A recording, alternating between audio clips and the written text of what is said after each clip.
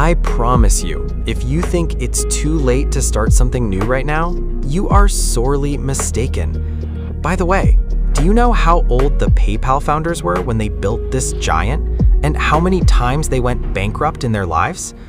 If you want to know how ordinary people with a simple idea changed the world's monetary system, don't miss this video, because it's exactly the roadmap you need.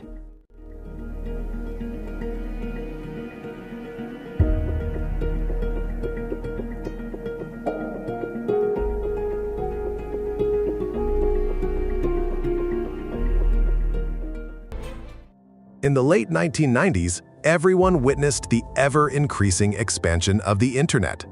Investors, from America and Europe to Australia, were all eager to claim a share of this nascent field, as this technology was predicted to experience unbridled and exponential growth. Any website with the word "come" in its address tempted eager investors to pour whatever they had into it. Among the multitude of growing websites, online buying and selling businesses also held a special place. However, this domain required moving money online, and in practice, cash was ineffective. Users were forced to transfer the amount to the seller via card or online banking. At that time, the experience of buying from websites like eBay or Amazon and other platforms had turned into a grueling nightmare for users, a time-consuming and nerve-wracking process that sometimes failed to deliver the goods due to the payment not reaching the seller. This chaos and instability provided fertile ground for fraudsters who tried to exploit financial transactions to siphon off funds. Meanwhile, banks offered no effective solutions, and the sheer volume of fraud had damaged public trust. Customers saw the goods they wanted online and were eager to buy, but they feared making payments and jeopardizing their capital. It was precisely during this brief period that two individuals stepped onto the scene with the intention of eradicating this major problem. They launched their startups to create a fundamental transformation in the way online payments were made.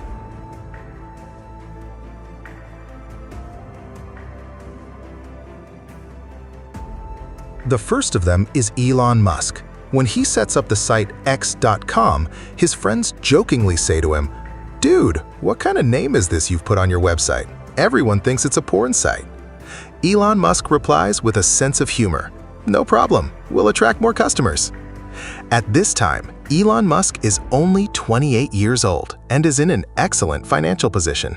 The reason for this success is that he had previously built a website called Zip2 and sold it for $300 million. Now, with the money in hand, he has decided to launch a secure online bank so that people can buy and sell easily. In short, x.com, the name that today is carried by Twitter, began its activity in 1999 with the aim of creating an online bank. In that very first year, Elon Musk poured $12 million into the project, but all of the money went to waste because they couldn't build a secure and reliable system. It's worth mentioning that a year earlier, two other people had also started working with exactly the same goal. One of them was Elon Musk, and the other was a man named Peter Thiel, who, along with his partner Max Levchin, was looking to launch an online bank. The website these two had designed was called Confinity.com. Peter Thiel and his partner's idea was to design a website that worked like email, meaning users could transfer money via email, an idea completely detached from the traditional banking system. As mentioned earlier, the big banks had no desire to enter the online world. They were stuck in the 1950s and saw no need to put themselves through trouble and innovate. At the period we're talking about, the year 2000, the website Confinity had become far more famous than Elon Musk's x.com. But that didn't mean Peter Thiel had succeeded. He too had been unable to get Confinity running properly.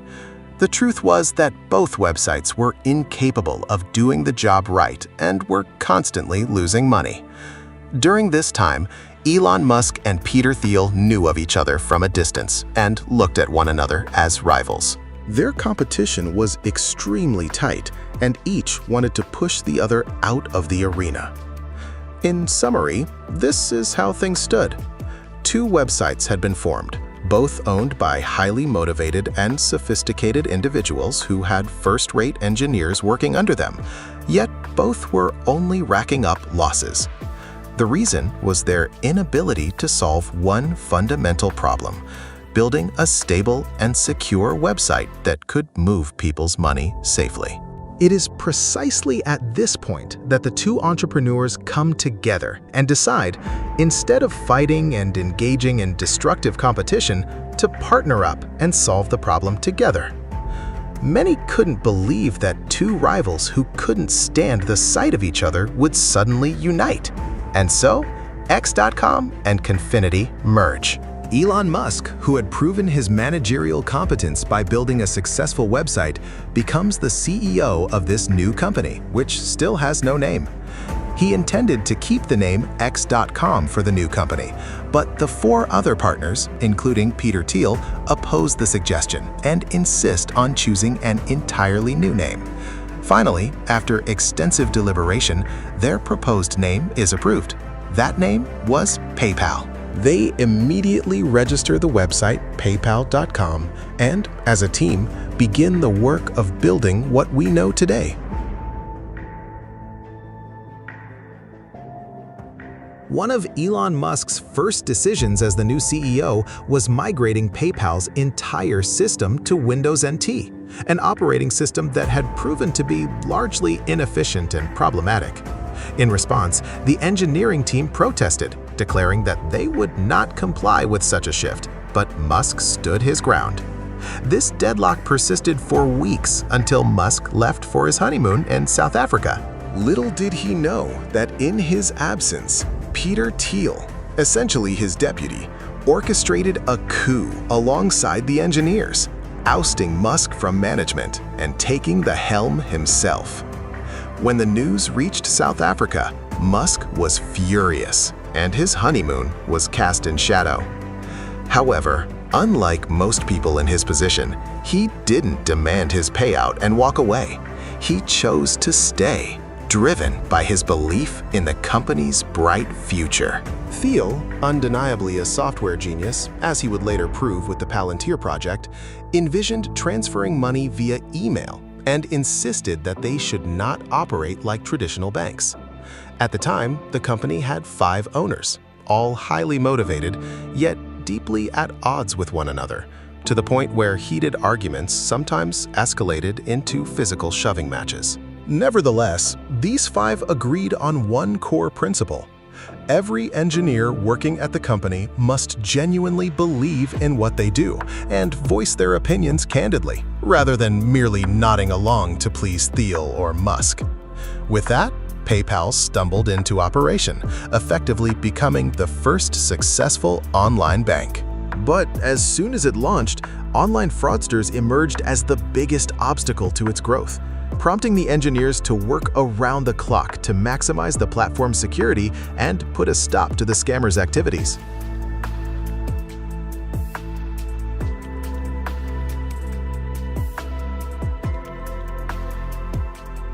On the cusp of 2001, PayPal was on a path to becoming an almost flawless system, and breaching it was growing harder by the day.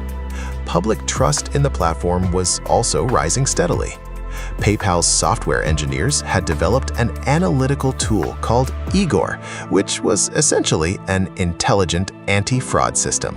Simply put, Igor was an artificial intelligence that monitored all transactions and activities within PayPal and blocked even the slightest security weaknesses. The system could even determine whether a transaction was genuine or fraudulent based on a user's typing pattern and mouse movements. If it suspected fraud, it would then examine the user's account more deeply. Email information, registration date, and all of their daily activities on the platform. Igor gathered and analyzed all this data within seconds and made a decision. Without a doubt, Igor was one of the most advanced fraud detection systems of its time and was PayPal's main trump card.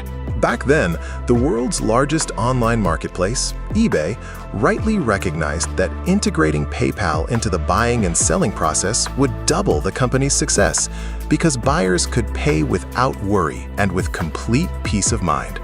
As a result, eBay users became top-tier PayPal customers, moving tens of millions of dollars a day. By launching an integrated website that accommodated eBay's massive traffic, millions of dollars flowed through this platform daily.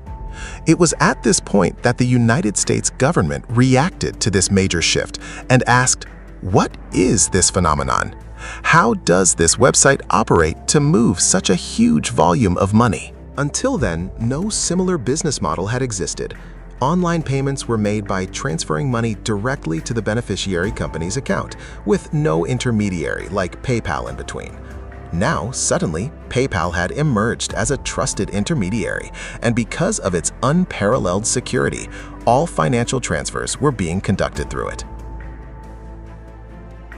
In the United States, almost every purchase and sale is subject to tax. The seller calculates and collects the tax from the customer at the point of sale.